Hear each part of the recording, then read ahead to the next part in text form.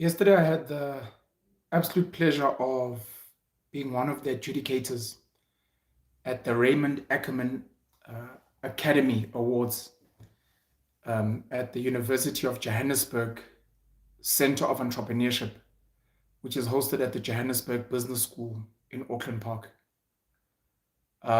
Huge honor for me, and somewhat of a pat on the back for my own entrepreneurial journey to say, you were young at some point, you got into business, you failed, you made money, you lost money for investors, and people recognize you and they recognize your story.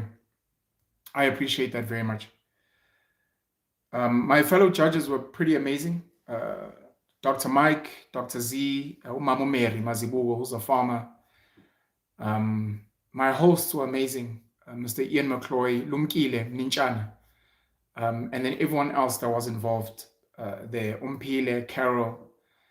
There were two people from Cape Town, one of them being Leo, shout out to Leo, and more specifically, Kathy Ackerman Robbins. Kathy is the daughter of the late Raymond Akerman, who founded Pick n Pay as a company. He is a serious icon, serious icon. And listening to Kathy, man, I got a bit emotional. She got emotional as well. Speaking about her father, speaking about her father's values, exercising in the morning. He has a Latin term that he used to like, but it had something to do with healthy body, healthy mind. He had a donkey statue, a little statuette of a donkey on his desk, a man on it looking back, and about the importance of looking back for answers and the like. And I found out earlier in the day that the family is originally from Lithuania. I stand to be corrected, but Raymond Ackerman's father was in a war-torn Lithuania, and they came to South Africa seeking refuge. So they were refugees. We get refugees here from the DRC, Somalia, Sudan. They were refugees from Lithuania, Jewish community. The grandfather settled here. The father, Gus Ackerman, founded Ackerman's, the retail store. I stand to be corrected, but I think it's under Pepco now. But Gus Ackerman founded Ackerman's, the store, clothing store. And his son, Raymond Ackerman, would go and found Pick n Pay, which has become this huge company that's billions of rands every year. Raymond Akerman has been instrumental in what is achieved in this country. The building of a huge retail giant, partnering with BP, giving back in many ways, educating people, writing books, paying tax, creating jobs. As a descendant of refugees, it's a beautiful story. And the setting up of the Raymond Akerman Academy, which started at UCT and is now at UJ, was carrying on with his passion for what entrepreneurship can do for so many people, in particular, ordinary South Africans, in particular, Black children, the Black youth, who are hammered by unemployment, joblessness, not having the skills and the know-how. So it was a touching speech and a touching moment for me. Each of us, the adjudicators, had a category we had to basically speak on and then judge from 5 people that had been shortlisted. My category was on resilience. I gave a decent Yana speech on that. And I gave an award to a lady who runs a cleaning company in Cape Town. That was beautiful. They've opened it up to SADC, so some of the nominees were from Eswatini, some were from Lesotho, etc. I think there was a lady from Botswana who delivered a beautiful poem in English and then in Setswana as well. One of the things I emphasized in my talk, which I think is very important, which is why I'm raising it here, is we really have we have no entrepreneurship culture in South Africa. We have no entrepreneurship culture in South Africa, and it breaks my heart. I don't know if it's my Indian maternal grandfather in me. I don't know if it's my mother selling, watching her as I was growing up selling. She was a school teacher, but she would sell juices, she would sell ice cream, she would sell, I think, Tupperware at some point. She would sell secondhand clothes, secondhand furniture. She was always involved in some type of entrepreneurial endeavor. So I got to watch her, be an entrepreneur. The number of stories I'd hear of many of our favorite big business people telling their stories of, my grandmother used to run a store.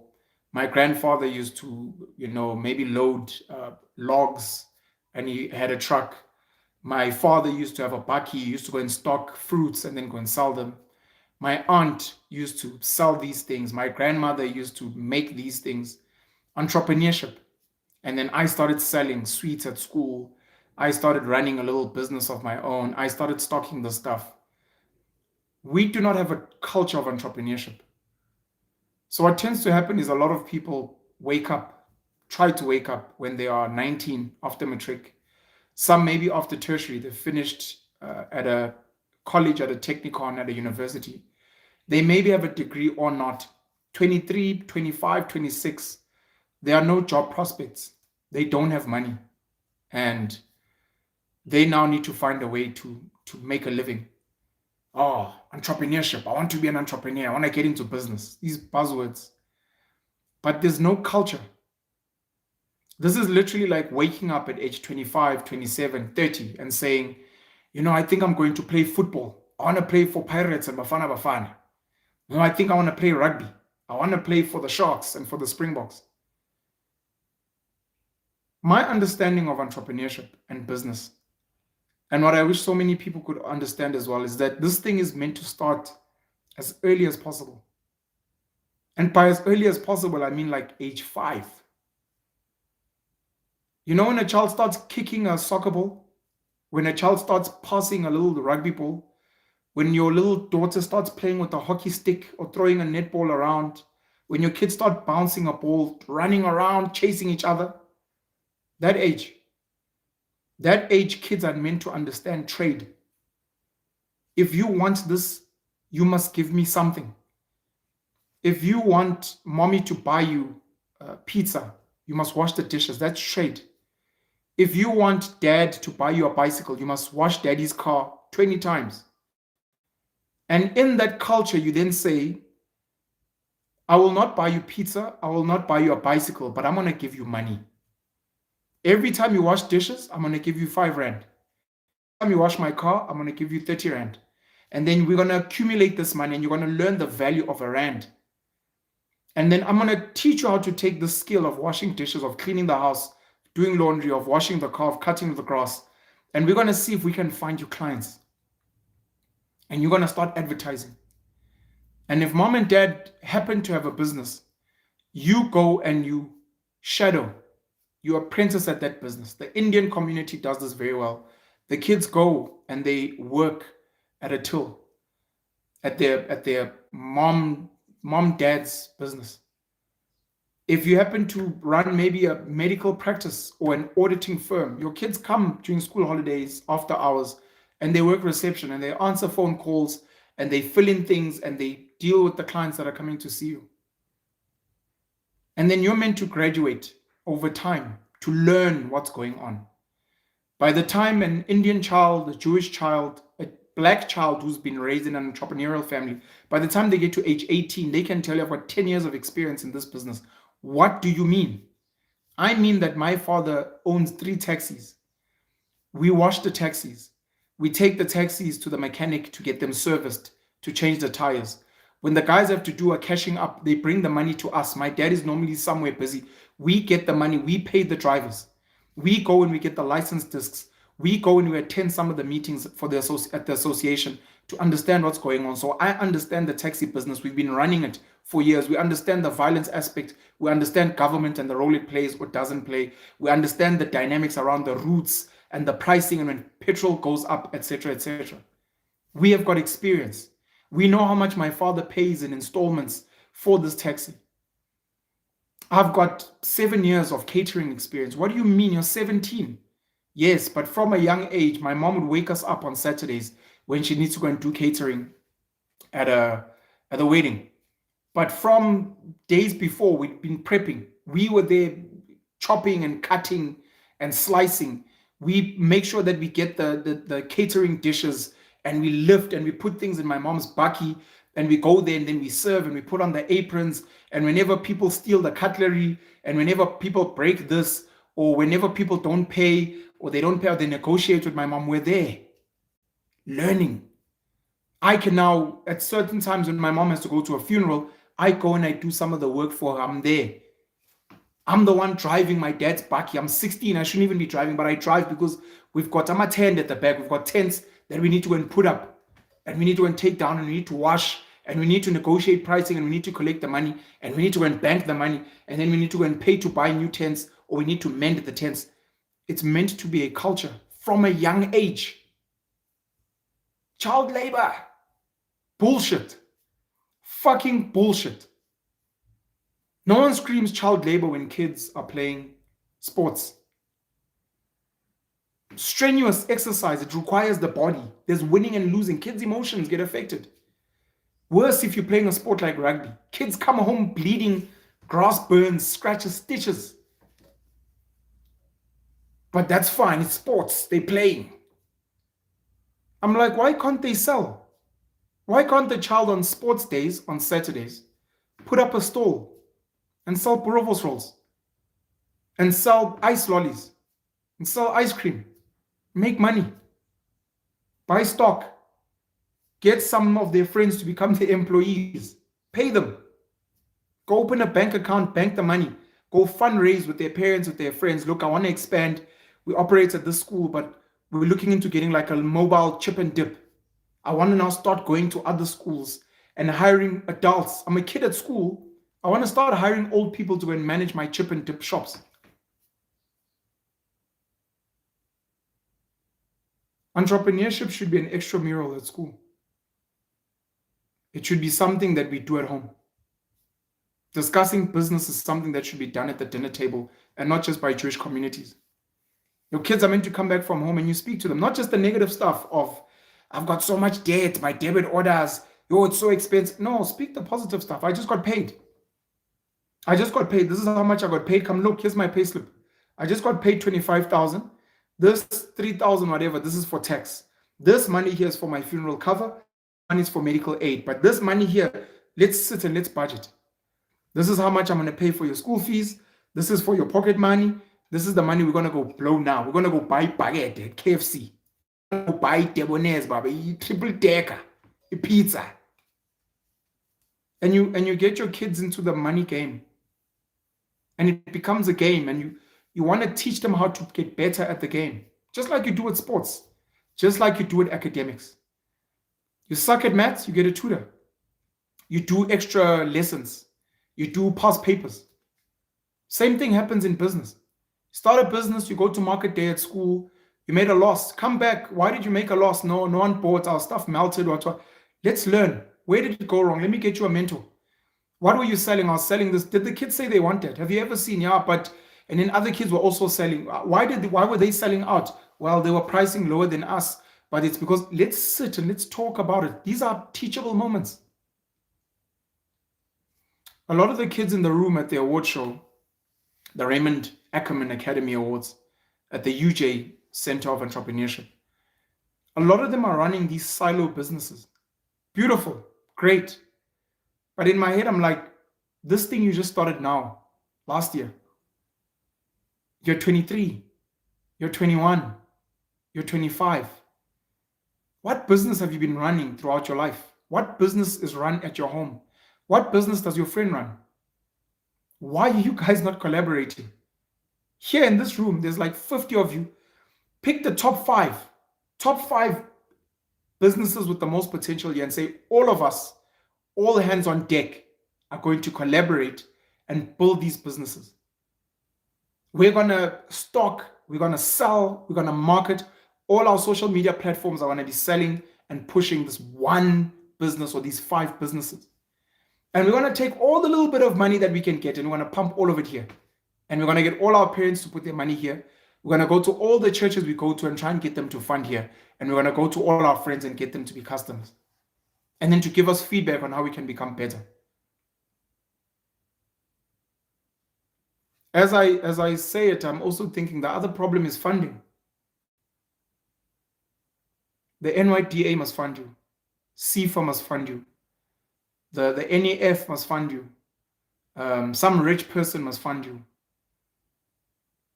Your mom, your dad, your aunts, your uncles, your friends, your boyfriend, your girlfriend, the church you go to, all of those people are spending money every month. Some of them actually invest the money in some policy somewhere. They have money. Your friends that you drink with on the weekend, they have money to drink. Your friends that smoke, vape, hubby, they clearly have money for a flavor and a coal. Why are they not investing in your business? 5 rand, 10 rand, 50 rand, 100 rand, 500 rand. And look, investing is complicated because you need to track financial statements and management accounts. Why don't they loan you money and say, look, Fitz, I'm going to sacrifice it dumpy every weekend. I believe in what you're doing, or I want to invest in you. I watched the Black Pen. He said, why are you guys not sacrificing some of your things? Because you clearly have money to invest. Shares on the stock exchange can go for 20 bucks, for 50 bucks. So why not pump that money in your friend's business? Especially if you see potential. If you don't see potential, you tell them, I don't see potential, and this is why. That's constructive feedback coming from a place of love. And you put your money in and you build. These kids are going to graduate. They graduated today, by the way. Shout out to all of them that graduated. And they're going to go on to try their little businesses and grow. And some of them might succeed. The bulk are probably not. And then they're going to look for jobs at some point. And you're going to be like, there's an entire database of people here. And you guys are not coming together to raise money together, to put money together, to set up a stock firm. And say, the money we need, we've got it here. I wanted to go and buy shoes for 2,000 rand. I'm going to buy shoes for 1,000 rand. I'm going to take this extra 1,000.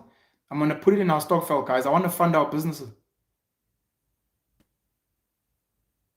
I'm not going to buy takeaways. I'm going to make skaftin. And I want to put the extra money in the business. In our businesses.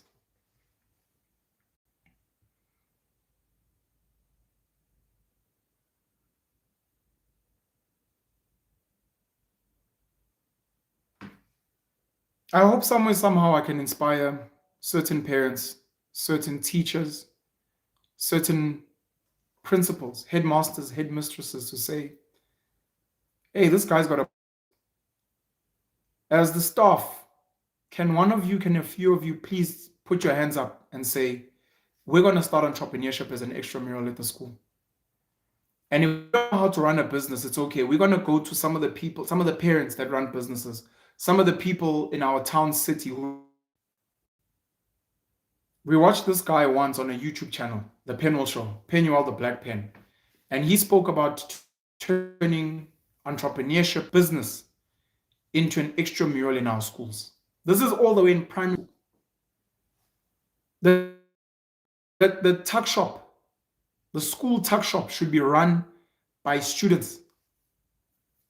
Not for the school, no, for themselves. What they do to the school is they pay rent, they pay a lease, or at the very least they get a tender to run the tuck shop, but they need to employ as many kids possible and make sure that they're doing the right things and they're getting mentored. And the matrics, if it's high school, the matrics are grooming the grade 8s who are running the tuck shop, running the cafeteria, running the market area. Same in primary school. Second-hand shop that sells second-hand uniform. Textbooks that need to be sold. Kids that are selling sports kit. Kids that are tutoring. The smartest kids in the grades are... I don't know what my network is doing.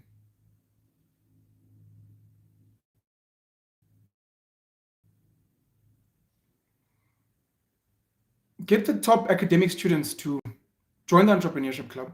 Get them to tutor other kids. And look, once you understand entrepreneurship, business, problem solving, you know that money is not the only way to pay. I will help you with your maths if you will help me work on my body. I'm trying to lose weight. You're the first team netball captain. You've got a phenomenal body. Please, can you help me lose weight? I'm really brilliant at science. I can help you if you help me with that. We're bartering. In the absence of that, sure, you can pay me. You don't have to go somewhere far. We're in the same class. I can help you. I know the test, the exam we're going to write. So I can literally help you. I can show you the resources that I use. I can show you the methods that I use.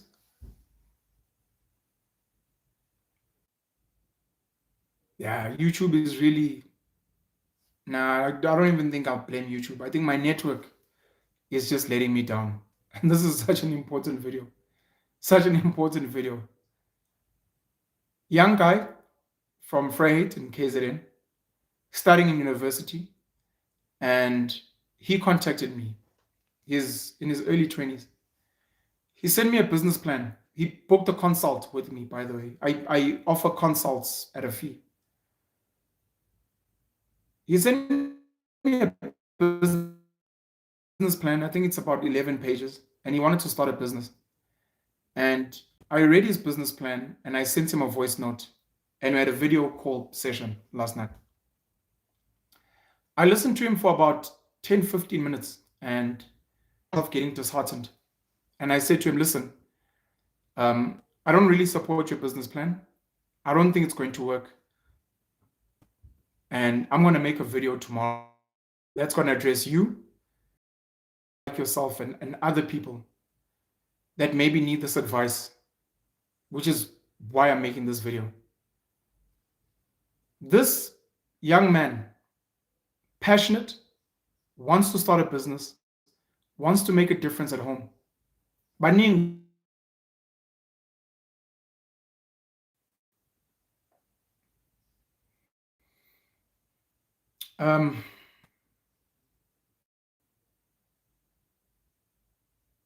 yeah, I won't lie, the reconnecting is actually really putting me off. And whenever my YouTube reconnects, I also find myself thinking that I'm sure the quality of the video is then clearly not great.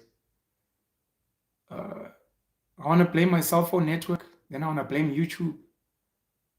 Then it's like, no, there are evil forces out there, a dead force trying to intervene.